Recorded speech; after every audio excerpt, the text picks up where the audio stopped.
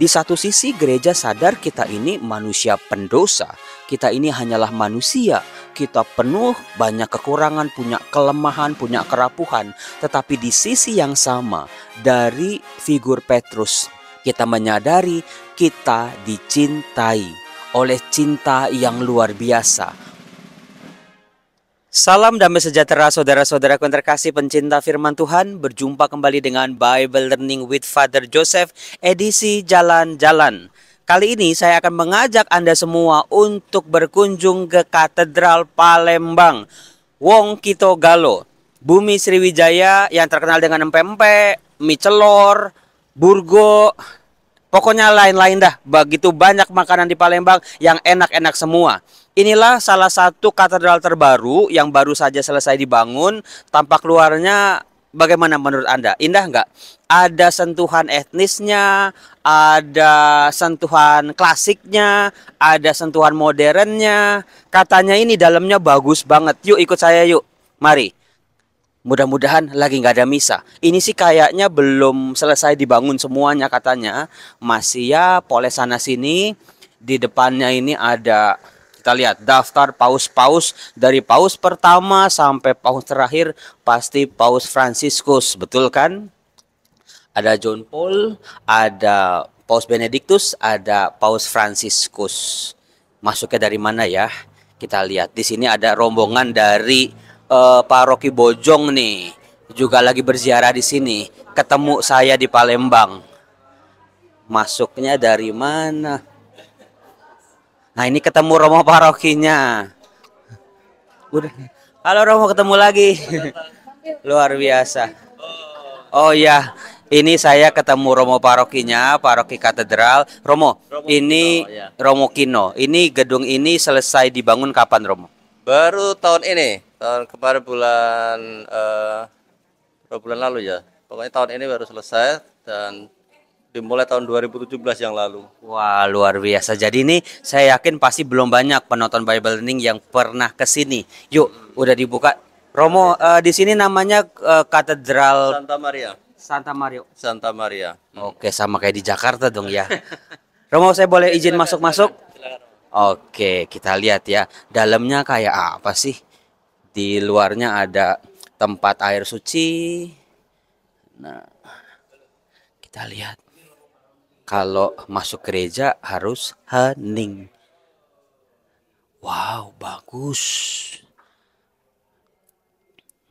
Kita lihat ya. Wah, wah atasnya bagus. Atasnya bagus. Saya nggak boleh ngomong kenceng-kenceng nih, karena ini di gereja ya. Tuh lihat saudara-saudara,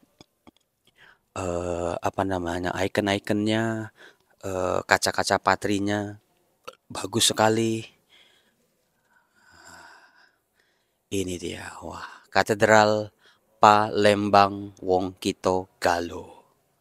Luar biasa. Atasnya yang bagus saya liatin. Nah tuh, atasnya bagus. Mudah-mudahan ini nggak bergaung ya, nggak bergema. Karena kalau model seperti ini sebetulnya model klasik yang dibuat pada waktu belum ada sound system. Jadi bangunan-bangunan seperti ini katanya itu memperkeras suara para imam yang memimpin ekaristi, memperkerasnya. Jadi sound system alami dari struktur-struktur bangunan. Kita lihat di situ ada jalan salib. Kemudian ini tempat kurnya, saya yakin. Wah, altarnya bagus. Marmernya juga bagus. Kita berlutut dulu. Kita ke rumah Tuhan. Nah, ini saudara-saudara. Di sini bagus. Kalau saya lihat di sini dia apa ya ini? Oh, peredam. Ada marmernya. Saya paling suka kalau ke gereja tuh gereja bagus, bersih gitu ya. Tempat kita memberikan yang terbaik buat Tuhan. Karena ini adalah rumah Tuhan. Romo kok gereja kok mewah-mewah misalnya. Kok gereja kok bagus-bagus. Buat Tuhan harus yang bagus. Sejauh kita bisa berikan yang terbaik untuk rumah Tuhan. Teman-temanku yang terkasih, ada kisah dalam Perjanjian Lama bagaimana orang-orang Israel itu betul-betul memberikan yang terbaik untuk pembangunan rumah Allah di Yerusalem. Dan berkatnya memang sangat luar biasa. Buat Tuhan harus kasih yang terbaik. Saudara-saudaraku yang terkasih, hari ini dalam bacaan Injil kita merayakan Santo Petrus. Kepada Santo Petrus Tuhan Yesus berkata apa? Petrus, di atas batu karang ini aku dirikan gerejaku. Artinya Petrus batu karang, sebuah batu atau material yang sangat keras. Tapi apakah Anda tahu bahwa batu karang itu mempunyai struktur, dia bertumbuh oleh alam pasti jutaan tahun menjadi material yang kokoh dan kuat. Dari sini kita yakin bahwa Tuhan Yesus mempercayakan gerejanya punya dasar yang sangat kuat. Apakah cuma sekedar Petrus? Tetapi pengalaman iman Petrus. Itulah yang menjadi dasar iman gereja. Kita semua sudah tahu Petrus itu kayak apa.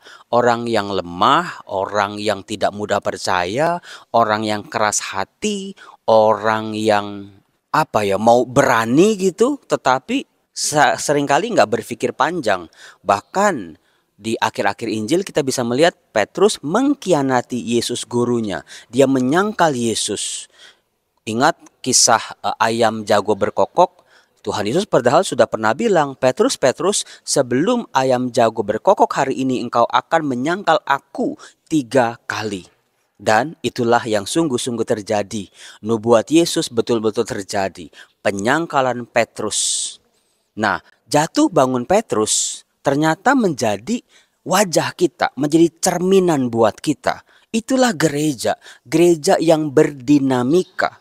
Di satu sisi gereja sadar kita ini manusia pendosa, kita ini hanyalah manusia, kita penuh banyak kekurangan, punya kelemahan, punya kerapuhan. Tetapi di sisi yang sama dari figur Petrus, kita menyadari kita dicintai oleh cinta yang luar biasa, oleh cinta yang dahsyat, oleh cinta yang tidak pernah kita temukan di dunia ini, oleh cinta yang gak bisa dipikirkan oleh rasio atau akal manusia, pikiran manusia. Kita mau mikir kayak apapun tentang cinta Allah, gak akan bisa betul-betul menyelami bagaimana, sejauh mana, sedalam apa cinta Allah bagi kita manusia. Jadi dasarnya adalah dari gereja, di satu sisi kita lemah, ya, maka menjadi murid-murid Kristus orang tidak pernah boleh menjadi sombong, merasa sok suci, merasa sok benar, merasa sok hebat.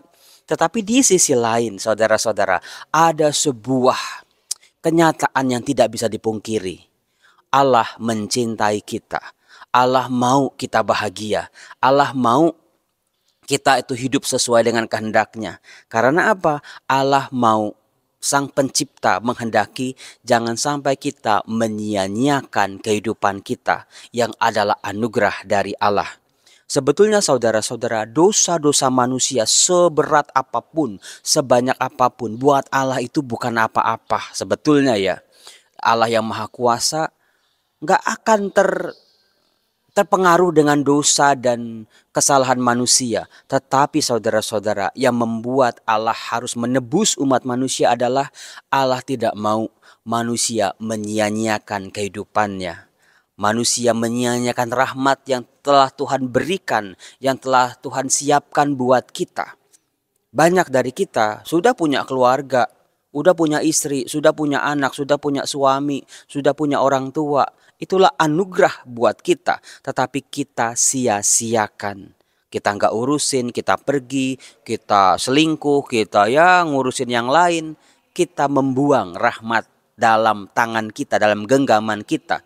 Seolah-olah kita mencari kenikmatan-kenikmatan yang lain di luar. Saudara-saudara terkasih, gereja tidak pernah menyangkal dirinya sebagai makhluk pendosa. Seperti Petrus, ketika dia menyangkal Yesus 3 kali, dia menangis dengan sedihnya. Itulah gereja. Bukan hanya kenyataan gereja adalah pribadi yang berdosa, tetapi menyesal atas dosa-dosanya. hancur karena dosa-dosanya, dan mau kembali kepada Tuhan. Dan di saat yang sama ada kasih Tuhan yang menyertai, ada kasih Tuhan yang menyembuhkan. Saudara-saudara, apakah Anda tahu bahwa keluarga adalah mukjizat kesembuhan? Ternyata banyak luka-luka dalam hidup manusia bisa memperoleh kesembuhan, bisa memperoleh obatnya justru dari kasih dalam keluarga. Tapi sayangnya saudara-saudara, kasih yang seharusnya menjadi senjata bagi setiap keluarga, justru di dalam keluarga banyak orang merasa hancur, banyak orang merasa justru dilukai oleh orang tuanya, oleh pasangan hidupnya. Kemarin saya di Indonesian Youth Day, saya bersama 1.500 anak-anak. Apakah Anda tahu? Hampir semua anak-anak ini terluka oleh orang tua mereka. Orang tua yang harusnya bertanggung jawab, mengasihi mereka, mendidik mereka, memperkenalkan mereka dengan kasih, dengan pengorbanan, dengan cinta. Tetapi orang tua mereka lah yang paling banyak meninggalkan luka, membuat luka. Entah ada anak yang digebukin sama orang tuanya, ada anak yang ditinggal sama orang tuanya, ada anak yang dibanding-bandingin sama orang tuanya, ada anak yang orang tuanya berpisah, ada anak yang melihat setiap hari keluarga papa mamanya, ibu bapaknya bertengkar. Bagaimana anak bisa tumbuh dalam kasih kalau yang dia lihat setiap hari adalah tindakan-tindakan yang melawan kasih dan kesetiaan? Maka dari itu saudara-saudara, panggilan hidup Kristiani sebagai imam, sebagai ibu, bapak, sebagai orang tua adalah menciptakan suasana yang paling ideal buat anak-anak kita, buat generasi-generasi muda kita. Biarlah mereka mengenal cinta yang sejati, bukan cinta yang mereka kenal di lirik-lirik lagu, bukan cinta yang mereka kenal di novel-novel picisan, bukan cinta yang mereka tahu dari film-film Hollywood yang semuanya kebanyakan itu hanyalah rekaan atau hanya dongeng belaka. Tetapi kasih yang menyembuhkan adalah kasih yang nyata di tengah-tengah keluarga. Saudara-saudara, itulah Allah hadir di tengah-tengah dunia melalui keluarga Yosef dan Maria. Tuhan Yesus ketika dalam karyanya juga selalu mengunjungi keluarga-keluarga. Paulus, Petrus ketika mewartakan kabar gembira juga sering kali mengunjungi keluarga-keluarga. Dan apakah Anda tahu keluarga-keluarga yang dikunjungi oleh Tuhan Yesus, keluarga-keluarga yang sudah bersentuhan dengan warta kabar gembira, mengalami pertobatan yang luar biasa, mengalami kasih, kualitas hidupnya ditingkatkan, hidupnya memperoleh sukacita sejati. Saudara-saudaraku yang terkasih, saya memperlihatkan kepada saudara semua ada satu